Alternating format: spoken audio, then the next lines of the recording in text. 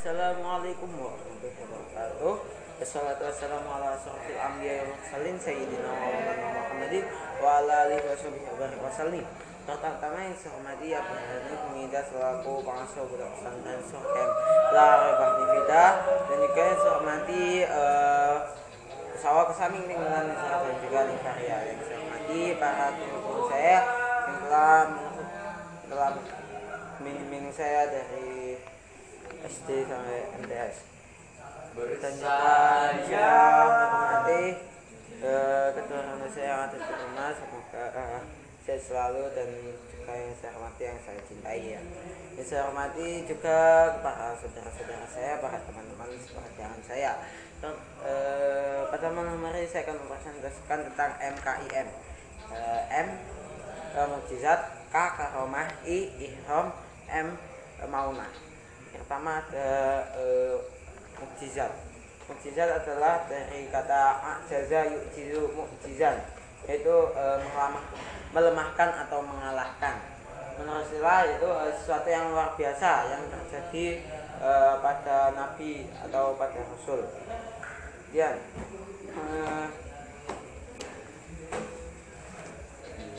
bukti-buktinya, ciri-cirinya, hanya nabi dan rasul saja yang memiliki mukjizat. Kemudian mukjizat ini di luar kemampuan manusia. Jadi mukjizat tidak bisa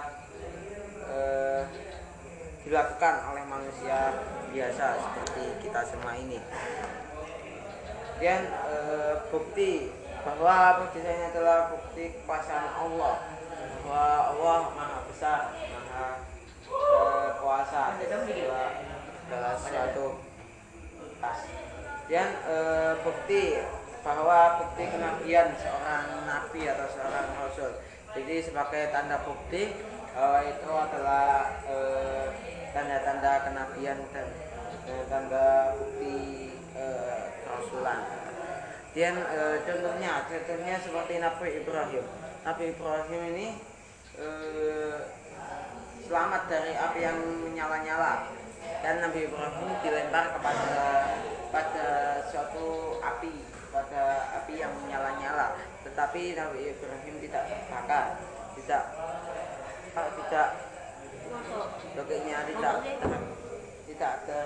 terbakar. Dan Nabi Ibrahim mimpi yang benar bahwa beliau akan menyembelih anaknya Ismail. Kemudian saat itulah yang dinamakan kurban sampai sekarang ini. Dan Nabi Musa ini selamat dari Fir'aun, selamat dari kejaran Fir'aun. Dia melewati Laut Merah. Cara melewati lautnya dengan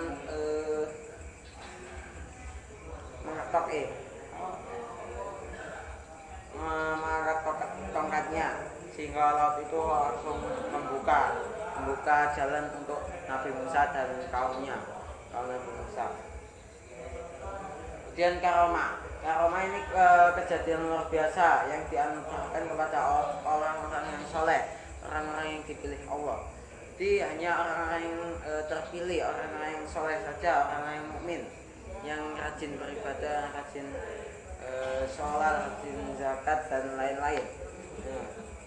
Nah, hanya kepada hamba pilihan Allah. Jadi orang-orang yang kafir, orang musyrik itu tidak akan mendapatkan kehormatan Allah. Dan ciri-cirinya karomah ini bukan bukan seorang nabi atau rasul. Jadi dia ini manusia biasa seperti kita, tapi dia rajin beribadah. Karomah ini ditujukan kepada hamba yang soleh. Jadi hanya orang yang soleh, orang yang rajin beribadah kepada Allah Subhanahu Wa Taala. Dia bertujuan untuk menguatkan keimanan dan ketakwaan. Jadi agar orang soleh itu semakin kuat, semakin taat kepada Allah Subhanahu Wa Taala. Contohnya seperti Maryam. Nah, Maryam yang melahirkan anak tanpa tanpa suami, jadi tanpa laki-laki. Dan ashabul kahfi, orang-orang yang mendiami gua dalam 309 tahun, terdapat surat Al-Kahfi ayat 25.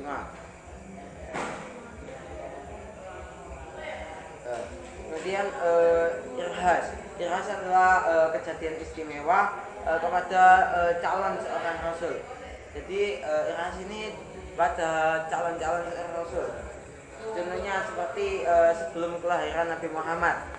Contohnya pasukan Abraha tidak dapat menghancurkan Mekah. Kemudian saat Nabi Muhammad lahir, yaitu terjadi gempa yang hebat di Persia. Kemudian langit pun terang pada saat fajar. Kemudian ketika beliau kanak-kanak, ya, ada pembelahan dada. Dia harus ketika masa remaja, dia berdagang ke Syam, dan beliau tidak terkena panas, maksudnya dinaungi awan. Jadi setiap Nabi Muhammad kemana-mana, awan selalu mengikutinya, menutupinya agar tidak terkena panas. Kemudian ada Maunah ini kemampuan yang luar biasa pada orang-orang mukmin untuk mengatasi suatu kesulitan. Terdapat surah Al-Maidah ayat 120. Contohnya seperti ada nenek-nenek yang terkurung dalam rumah yang kebakaran. Kemudian ini itu dapat membobol dinding itu. Masa mungkin nenek bisa membobol dinding yang kokoh. Nah, mungkin sekian dari saya. Apabila salah kata, wassalamualaikum warahmatullahi